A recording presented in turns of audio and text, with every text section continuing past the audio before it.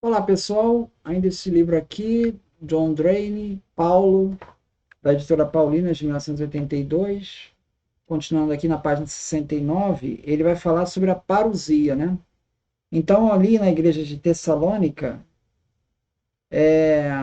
Paulo achou a resposta para isso na convicção de que o Senhor, que ele sabia estar presente na igreja pela ação do Espírito Santo, retornaria um dia, visível e triunfantemente. Isso está em 1 Tessalonicenses, capítulo 4, versículo 13 ao 18. Os cristãos tessalonicenses não deveriam se preocupar indevidamente com seus mortos. Se cremos que Jesus morreu e ressuscitou, assim também os que morreram em Jesus há de levá-los na sua companhia. Então veja, a ideia de uma vinda de Jesus para ressuscitar os mortos, como algo a acontecer no futuro. Então, isso está dito aqui na página 69. Ele vai retomar esse assunto ali na página 72, na segunda carta aos Tessalonicenses.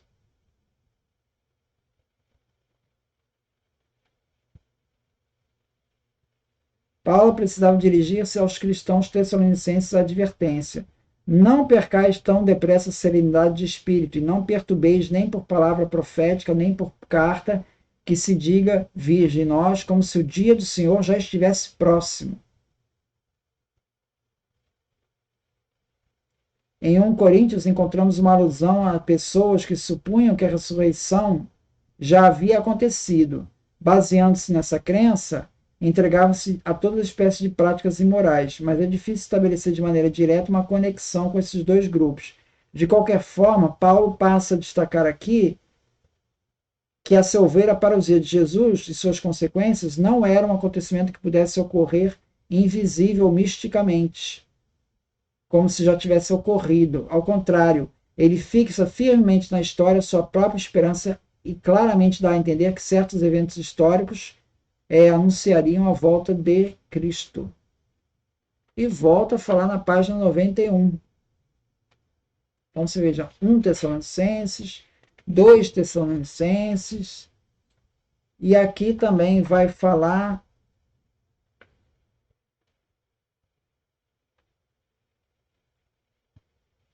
na primeira carta aos Coríntios, capítulo 15.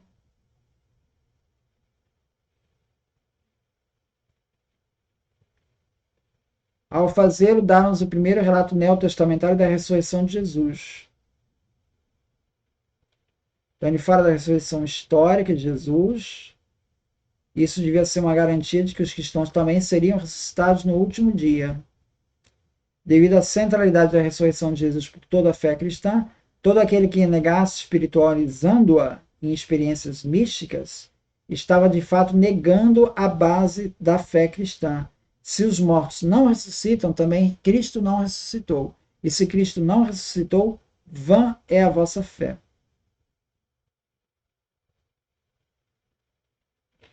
Então, Paulo, ele não é um gnóstico, porque os gnósticos entendiam a ressurreição como algo espiritual, né? Ele está dizendo que não, é físico, é em corpo. E Paulo não é um preterista, ou seja, é uma coisa que vai acontecer. Ele está falando isso para a igreja de Corinto e está falando isso para a igreja de Tessalônica.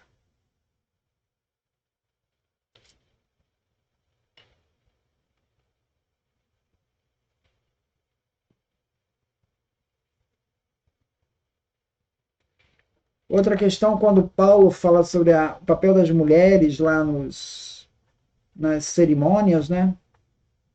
Que está lá em 1 Coríntios 11, 1 Coríntios 14, né? Que é para as mulheres usarem o véu e para as mulheres manterem silêncio durante o culto, né? Que também vai aparecer em 1 Timóteo 2, versículo 8. Segundo ele, essa, essa reação de Paulo sobre o papel das mulheres é uma resposta à doutrina gnóstica. Nas heresias gnósticas do século II, certas mulheres desempenhavam amplo e conspícuo papel. Foi este um dos principais motivos porque a Igreja, após o período neotestamentário, excluiu oficialmente as mulheres da participação direta nos atos litúrgicos.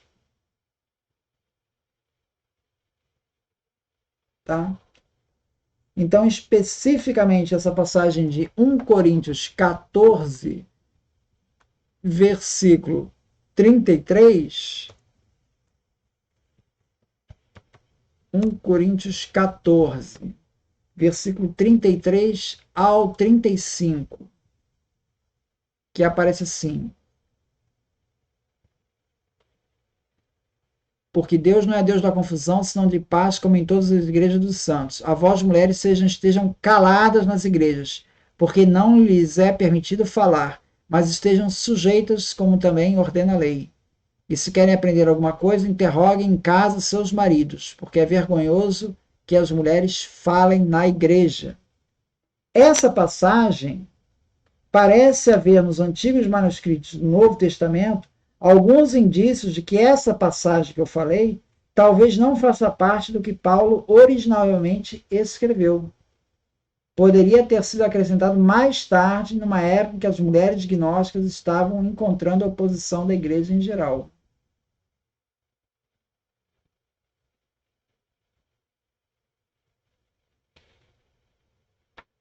Ele diz: é uma possibilidade, parece haver.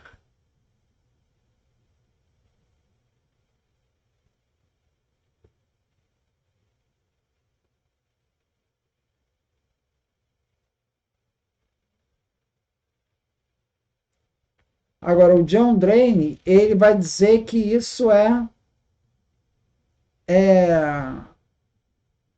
é de Paulo. Aí ele vai dar uma explicação. Talvez esteja se referindo somente às mulheres casadas e não às solteiras. Por isso, Paulo deixou que ficassem as duas declarações contraditórias. Uma como declaração fundamental dos seus princípios, que está em 1 Coríntios 11, e a outra como uma recomendação particular à igreja de Corinto para as mulheres casadas. Tá? Então, isso que o John Draine diz, ele admite que há uma contradição entre essas duas passagens. Agora, alguns autores vão dizer que 1 Coríntios 14, 33 é uma inserção. É uma inserção da época dos gnósticos. Tá? E aí casa com 1 Timóteo 2, que também é outro texto que também é dessa época dos gnósticos. Então, essa reação contra esse papel das mulheres veio como uma resposta ao gnosticismo. Né? É uma possibilidade que é levantada aqui pelo John Draine.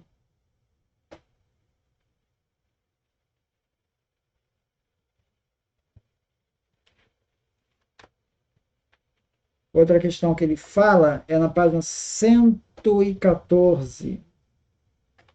Ele levanta a questão da igreja de Éfeso. Né? Há na carta aos Colossenses uma referência a outra carta, que diz assim: depois que esta carta dos Colossenses tiver sido lida entre vós, fazei-a ler também da igreja de Laodiceia. Bom, Laodiceia é uma cidade que ficava a pouca distância de Colossenses, e Paulo queria que as igrejas trocassem as cartas. Não existe, evidentemente, essa carta aos Laodicenses. Né? Cônscia dessa omissão, a igreja primitiva apressou-se em produzir uma carta. Conhecemos uma versão latina dessa carta dos Laodicenses. Talvez tenha existido também em grego. Tudo indica que essa carta é uma falsificação, essa dos Laodicenses. Não contém teologia alguma e consiste em uma série de pequenos trechos e fragmentos de outras cartas de Paulo enfeixados ao acaso. A maioria dos exegetas modernos acredita que de fato possuímos uma cópia da carta de Laodiceia, a que Paulo se referiu, a saber, que é conhecida no Novo Testamento como carta aos Efésios. A carta que a gente tem aos Efésios. Ela expõe de modo mais completo e, através de uma argumentação mais cuidadosamente elaborada sobre a pessoa de Cristo, uma doutrina idêntica à da carta aos Colossenses, mas sem as mencionadas alusões à heresia local. 3 outras particularidades levam a crer que a carta aos Efésios se destinava provavelmente tanto às outras igrejas como à área de Éfeso. Era uma carta coringa. Tá? Por quê? Porque as palavras em Éfeso, que aparece logo no capítulo 1, versículo 1, que é a única indicação que ela está direcionada a Éfeso, né? Essa referência não se encontra nos manuscritos mais antigos. Outra questão, faltam saudações pessoais nessa carta, coisa que Paulo sempre fazia nas suas cartas. E Marcião, no século II, deu a essa carta aos Efésios o título de Carta aos Laodicenses, a carta de Éfeso, aos Efésios. Então, podemos afirmar como hipótese de que a carta aos Efésios fosse uma carta circular dirigida a um certo número de cristãos. A palavra Efésios, que aparece em Efésios 1, se encontraria na cópia que foi para a cidade de Éfeso, ao passo que a cópia mencionada em Colossenses 4,16 teria escrito em Laodiceia. Então é uma carta coringa. Você vai lá no versículo 1 e bota ao Éfeso, a Colossenses, a Laodiceia. Você escreve a igreja.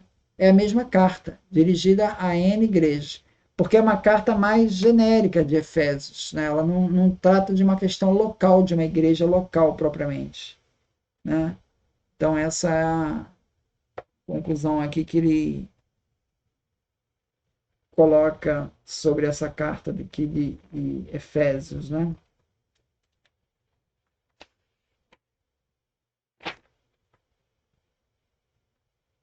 Outra questão com relação aos pastorais, né? As cartas pastorais, o Ferdinand Baur aventara a hipótese de que essas cartas fossem escritas no século II, obra de pessoas interessadas em reinterpretar Paulo numa época que era tido na igreja em menor conceito. Essas pessoas teriam simplesmente inventado alusões a viagens das pastorais para darem à sua criação um toque de realismo. Bom, a dificuldade dessa teoria é que as referências históricas contidas nessas cartas não são dessas que qualquer um seria capaz de inventar. Aí ele cita, por exemplo, 2 Timóteo 4,13, e diz assim: traze-me, quando vieres, o manto que eu deixei em Troade, na casa de Carpo, e também os livrinhos, especialmente os pergaminhos. Então, esse é um detalhe, né? Olha, traz aquele meu casaco que eu esqueci lá na casa do... Né?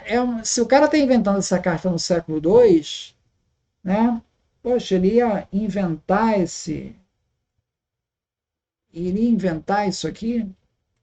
Então, parece que, segundo ele, isso daria uma referência de ser autêntica às cartas pastorais. Mas a questão é que a temática das cartas ela muda um pouco, né? Está preocupado com a organização da igreja, coisa que não aparece nas cartas mais autênticas, né? E a questão dos estilos também, o estilo de escrita é bem diferente, né? Então a maioria dos autores já coloca aí essas cartas aí no século II, mas ele coloca todas as cartas de Paulo dentro dos anos 50, 60. Né? Aí chama atenção para esse verso aqui, de 2 Timóteo 4, 13. É isso então, muito obrigado então.